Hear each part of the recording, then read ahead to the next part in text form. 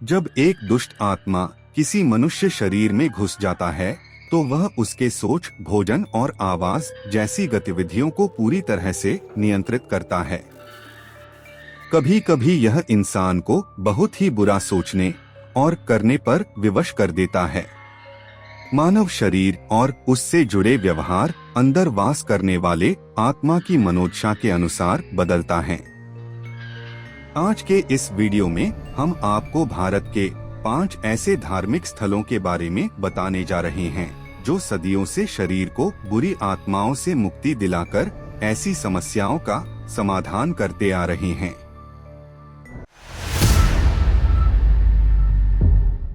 हमारी सूची में सबसे पहले मध्य प्रदेश के बैतूल जिले का दत्तात्रेय मंदिर है।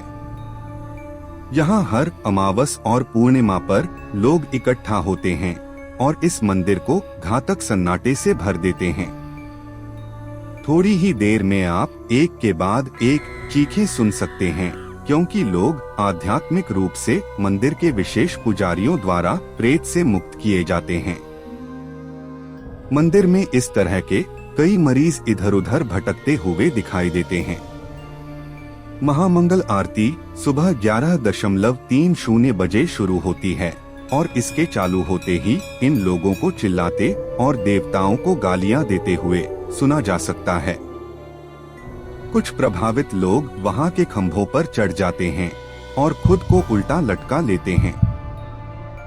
सूची में अगला स्थान मेहंदीपुर बालाजी मंदिर है, जो राजस्थान के दौसा जिले में स्थित है।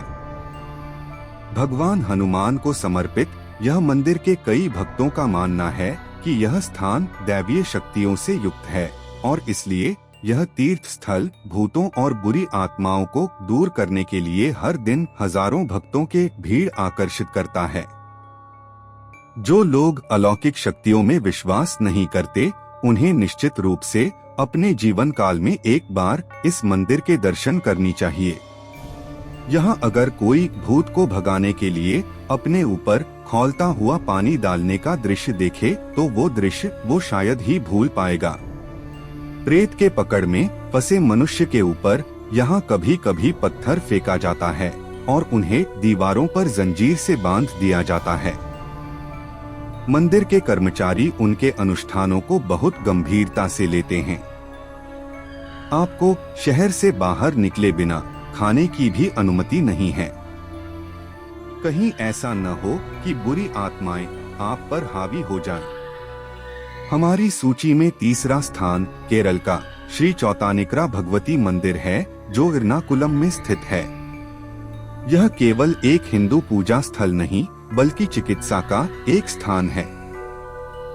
भक्त उनके मानसिक कष्टों को दूर करने, अपने अंदर के नीच शक्तियों से मुक्त होने देवी की सहायता की आस लगाकर मंदिर में आते हैं। माना जाता है कि देवी उन सभी को ठीक करती हैं जो उनके पास आते हैं। केरल ही नहीं बल्कि पूरे देश से लोग उनके पास आते हैं। कई लोग देवी के प्रभाव से ठीक होकर घर लौट जाते हैं। जबकि चौतानिकरा में ऐसा माना जाता है कि सुबह देवी सरस्वती के सौम्य रूप धारण करते हैं, दोपहर में लक्ष्मी और शाम को भद्रकाली का रूप लेते हैं। मध्य प्रदेश का देवजी महाराज मंदिर हमारी सूची में चौथे स्थान पर है। यह उन कुछ मंदिरों में से एक है जहां हर साल भूत मेला का आयोजन किया जाता है।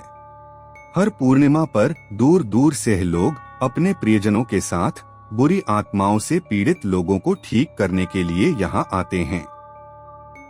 यहाँ लोगों को भागते और पवित्र झाड़ू से झाड़े जाते हुए दिखना और बुरी आत्माओं से छुटकारा पाने के लिए अपनी हथेलियों कलाई पर कपूर जलाते हुए देखना बिल्कुल आम बात है। देवजी महाराज मंदिर में शाम की आरती के बाद भूत भगाने की प्रथा शुरू होती है। एक अनुष्ठान है जहां सभी भक्त परिक्रमा करते हैं। जो आत्माओं के वश में होते हैं वे सभी दक्षिणावर्त चलते हैं। हमारी सूची में अंतिम मंदिर असम का कामाख्या देवी मंदिर है। गुवाहाटी में सुंदर नीलाचल पहाड़ी के ऊपर स्थित कामाख्या देवी मंदिर 51 शक्ति पीठों में से सबसे पुराने में से एक है। मंदिर में पूजा करने के लिए कोई मूर्ति नहीं है। हालांकि वहां रेशम की साड़ी से ढकी भगवान शिव की पत्नी देवी सती की योनि का रूप है। कामाख्या मंदिर में काली आत्माओं और भूतों को दूर करने के लिए पूजा की जाती है। काला जादू को दूर करने और उस पर अंकुश लगाने के लिए मंदिर अपनी विशेष पूजा को लेकर चर्चा में रहा है। यह पूजा साधु और अघोरियों द्वारा की जाती है जो मंदिर परिसर के अंदर रहते हैं।